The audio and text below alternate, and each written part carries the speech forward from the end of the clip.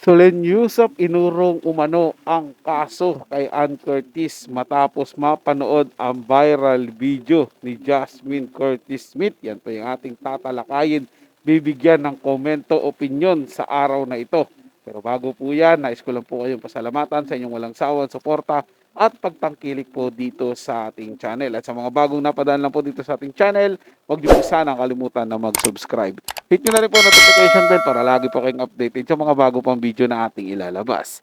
Share, like, and comment din po kayo mga tagapanood. Ating niyang babasahin at pupusuan. Muli po ako inyong lingkod, Tagapanood TV. At welcome back po dito sa ating YouTube channel at Facebook page. Simulan na po natin ang ating reaction video sa araw na to mga tagapanood. Let's do this! Solen Yusuf, nakita ng viral video ni Jasmine Curtis at ng kapatid nitong si Erwan Yusuf. Hindi nito kinaya ang kanyang nakita. Inurong ni Solen Yusuf ang kaso laban kay Ann Curtis, matapos malaman ang katotohanan sa napanood nito na video.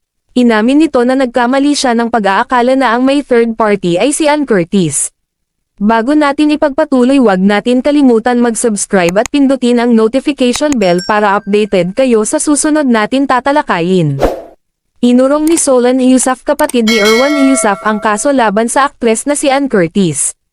Hindi nito kinukonsint ang pagkakamali ng kapatid kaya't nang nalaman nito ang katotohanan, ay inuurong niya ang kaso at humingi ng patawad kay Ann.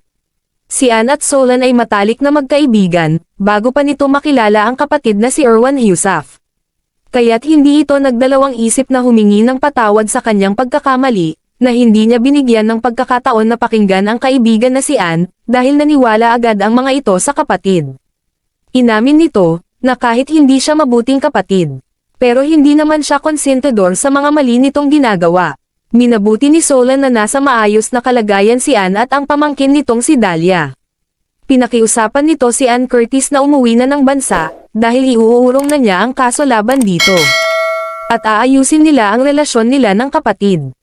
Kala mo talaga tunay mga tagapanood eh. No? Paano niya naman kakasuhan si Ann Curtis? Wala namang ginagawa po yung tao. At paano naman yung sinasabing viral video nung dalawa? Eh wala po naman talagang mapapanood. Viral video doon ni Erwan Yusuf at saka ni Jasmine. Parang ala po mga tagapanood. No? Isa na naman to sa uri ng fake news.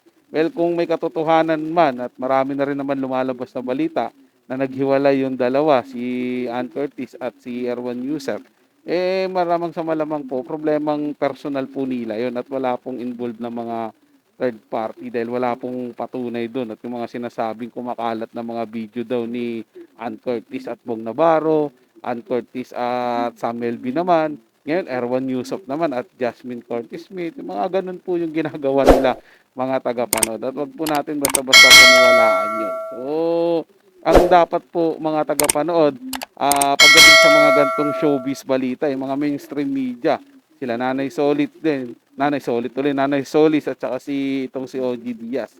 Kasi maraming connection yan, malawak ang connection yan sa showbiz mga tagapanood. Pero kung yung gawa-gawa lang po dito sa YouTube channel, eh malamang po, fake news po yan. So yan lang po mga tagapanood. Nagustuhan nyo po yung ating talakayan sa araw na to. Kung kayo bago lang po na napadaan dito sa ating channel, huwag nyo po sana kalimutan na mag-subscribe. Hit nyo na rin po notification bell para lagi po kayong updated sa mga bago pang video na ating ilalabas. Share, like, and comment din po kayo mga tagapanood. Atin yung babasahin at pupusuan. So hanggang sa muli po, ito yung Tagapanood TV.